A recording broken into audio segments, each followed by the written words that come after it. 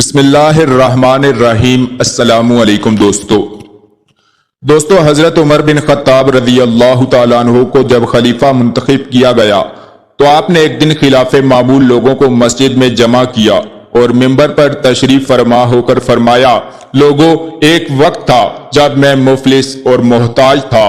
میں اجرت پر لوگوں کے اونٹ چرایا کرتا تھا، عام بہشتی کی طرح پانی بھر بھر کر گزارے کے لائق دام اکٹھے کرتا تھا۔ یہ کہہ کر حضرت عمر بن خطاب رضی اللہ تعالیٰ عنہ ممبر سے نیچے تشریف لے آئے۔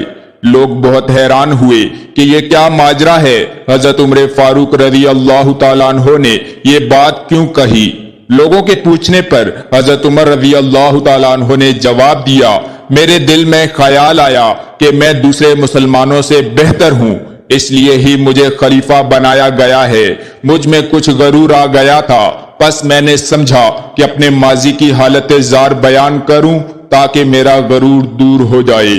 سبحان اللہ۔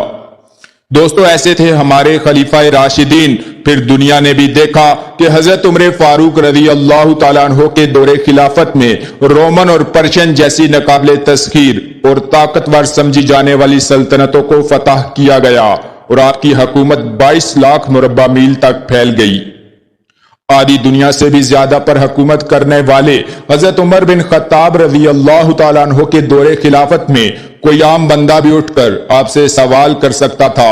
ایک مرتبہ اپنے نیا کرتا زیب تن فرمایا ہوا تھا تو ایک شخص نے آپ سے سوال کر دیا، اے عمر، مال غنیمت میں سے سب کو ایک چادر ملی تھی اور آپ کا کرتا تو ایک چادر سے نہیں بن سکتا کیونکہ آپ دراز قد تھے۔ تو حضرت عمر فاروق رضی اللہ تعالیٰ عنہ نے فرمایا کہ اس بات کا جواب میرا بیٹا دے گا۔